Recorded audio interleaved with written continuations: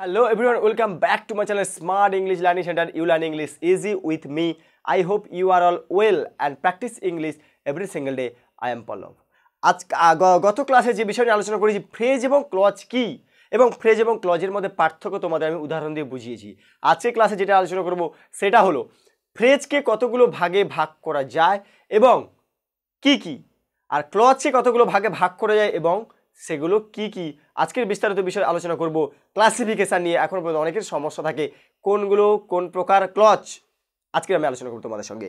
তো দেখো, প্রথমেই যাচ্ছি ফ্রেজ। ফ্রেজকে প্রধানত আমরা 6 ভাগে ভাগ করি। ফ্রেজের আমরা 6টি ভাগ করতে পারবো। কতভাবে? এটা ফ্রেজকে আমরা 6 টাইপস, 6টি ভাগে ভাগ করা যায় ফ্রেজ। বোঝা গেল? দেখো, আমি 1 নম্বর ভাগটাকে আমি লিখবো। কিভাবে লিখবো? আমি ছকটাকে তৈরি করছি এইভাবে। ফ্রেজকে 6টি ভাগ আমরা লিখব। প্রথমে দেখো নাউন ফ্রেজ।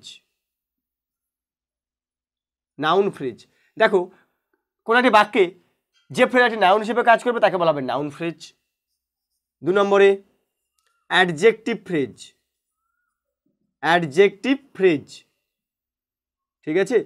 যে বাক্যে, অর্থাৎ একটি বাক্যে একটি ফ্রেজ যখন অ্যাডজেক্টিভ হিসেবে কাজ করে তখন তাকে বলা হবে অ্যাডজেক্টিভ ফ্রেজ। 3 নম্বরে থাকবে অ্যাডভার্বিয়াল ফ্রেজ।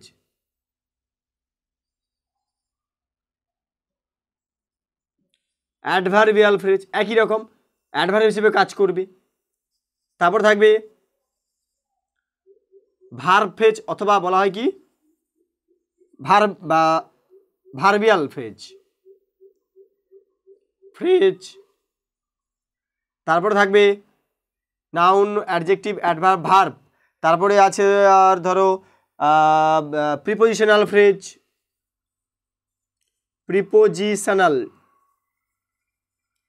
প্রিপোজিশনাল ফ্রেজ প্রিপোজিশনের মতো কাজ করবে।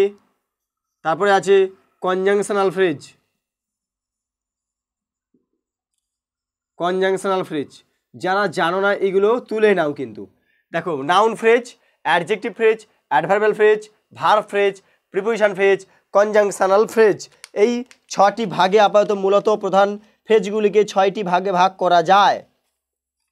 ঠিক আছে? এই 6টি ভাগের আমি বললাম কাজগুলো কিভাবে হবে। নাউন হিসেবে কাজ করবে, অ্যাডজেক্টিভ হিসেবে কাজ করবে, অ্যাডভার্ব হিসেবে কাজ করবে, ভার্ব হিসেবে কাজ করবে, প্রিপোজিশন হিসেবে কাজ করবে, কনজাংশন হিসেবে কাজ করবে। প্রত্যেকটা পার্ট অফ স্পিচের মতো হিসেবে কাজ করবে। কিন্তু এগুলো সবগুলো পার্ট অফ স্পিচ। দেখো, প্রত্যেকটা পার্ট অফ স্পিচ হিসেবে বসবে, তারপর সেগুলো নাউন হিসেবে বসবে একবার, অ্যাডজেক্টিভ হিসেবে বসবে, ভার্ব হিসেবে বসবে, প্রিপোজিশন হিসেবে বসবে, কনজাংশন হিসেবে বসবে। তবে সেগুলো হবে ফ্রেজ। যার কোনো বলেছি যার কোনো ফাইনাল থাকে না, যার সাবজেক্ট প্রেডিকেট নেই, কিন্তু এগুলো একটা বাক্যের অংশ এবং সেটা নাউন হিসেবে কাজ করবে, অ্যাডজেক্টিভ হিসেবে কাজ করবে। সেগুলো আমরা তখন ধরবো ফ্রেজ। এবারে আমরা যাব এখান থেকে ক্লজের ক্লাসিফিকেশনটা করে নেবো। দেখো ঝপ করে এবার আমি একটু মুছে দিলাম, সবাই তুলে নাও। ঠিক আছে? এবারে ক্লজটাকে ক্লাসিফিকেশন করতে গেলে দেখো কত বড় জায়গা বা কতগুলো ক্লজ আছে আমাদের। আর এই ক্লজটা কিন্তু আমাদের সব থেকে বেশি গুরুত্ব করে জানতে হবে, কারণ এখান থেকে আমাদের কমপ্লেক্স সেন্টেন্স করতে হবে, সিম্পল সেন্টেন্স করতে হবে, কম্পাউন্ড সেন্টেন্সে জয়নিং করতে হবে, বাক্যকে জয়েন করতে হবে। তো দেখো, ক্লজকে আমরা যাচ্ছি। এর আগেও আমার একটা ভিডিও করা আছে, ক্লাস করা আছে ক্লজের শ্রেণীবিভাগ নিয়ে। দেখো, প্রধানত ক্লজকে আমরা 3টি ভাগে ভাগ করছি। কি কি? 3টি ভাগে আমরা ভাগ করছি। ঠিক আছে? 3টি ভাগে আমরা ভাগ করব। 3টি। প্রথম যে ক্লজটা থাকবে, দেখো এটা বলা হয় মেইন ক্লজ। মেইন ক্লজ, তাই তো? যারা জানো না তুলে নাও। মেইন ক্লজ, এই মেইন ক্লজের অপর নাম কি বলা হয়? Principal clause. আর এই অপর নামগুলো মনে রাখবে সবাই। প্রিন্সিপাল ক্লজ, আর এর অপর নামকে আবার বলা হয় ইনডিপেন্ডেন্ট ক্লজ। 3টে করে নাম আছে ইনডিপেন্ডেন্ট ক্লজ। বুঝে গেল?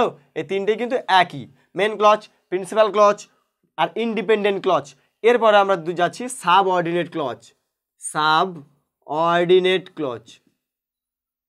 সাবঅর্ডিনেট ক্লজ একে আমরা অপর নামে কি বলবো না? Dependent clause. ডিপেন্ডেন্ট অর্থাৎ ডিপেন্ডেন্ট, এ অন্যের উপর নির্ভর করে, ডিপেন্ডেন্ট। তারপর থাকবে কোঅর্ডিনেট ক্লজ।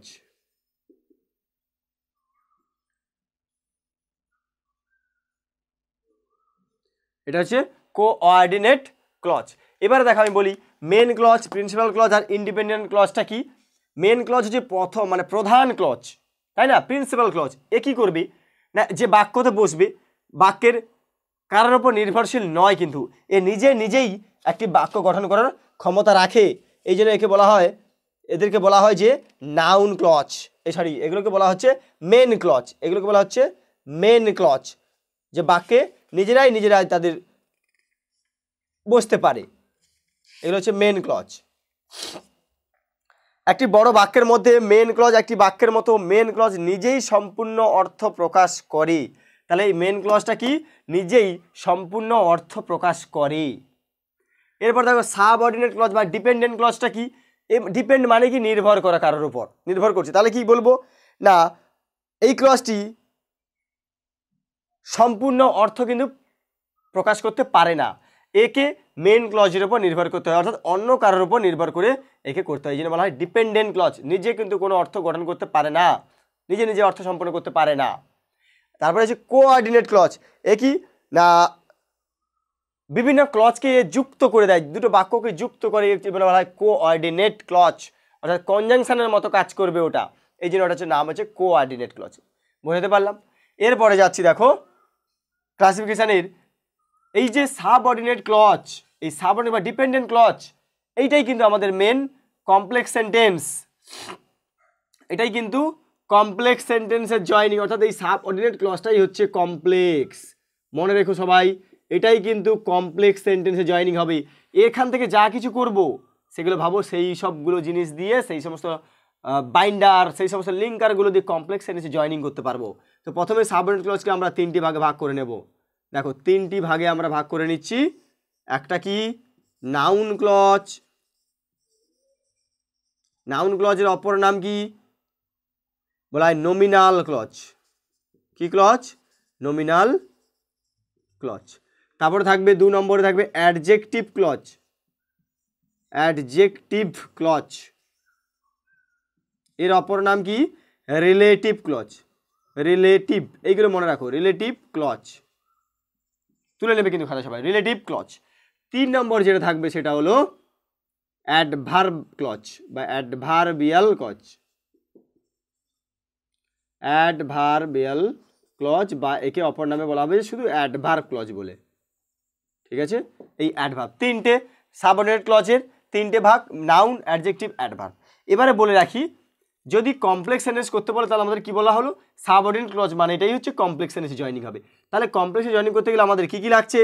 1 নম্বর নাউন ক্লজ লাগছে, 2 নম্বরে অ্যাডজেক্টিভ ক্লজ, 3 নম্বরে অ্যাডভার্ব ক্লজকে কাজে লাগাতে হবে কমপ্লেক্স সেন্টেন্সে জয়েনিং করার সময়। বুঝতে পারলাম? এবার দেখো, এই কমপ্লেক্স সেন্টেন্সে জয়েনিং করতে গেলে কিছু বাইন্ডার তোমাকে ব্যবহার করতে হবে, কিছু লিঙ্কার তোমাকে ব্যবহার করতে হবে, সেগুলো আমি পরে বলে দিচ্ছি। এখন আমরা ক্লাসিফিকেশন করছি, তাই না? দেখো এবারে এই অ্যাডজেক্টিভ বা রিলেটিভ ক্লজকে কিন্তু আবার দুটি ভাগে আমরা ভাগ করব।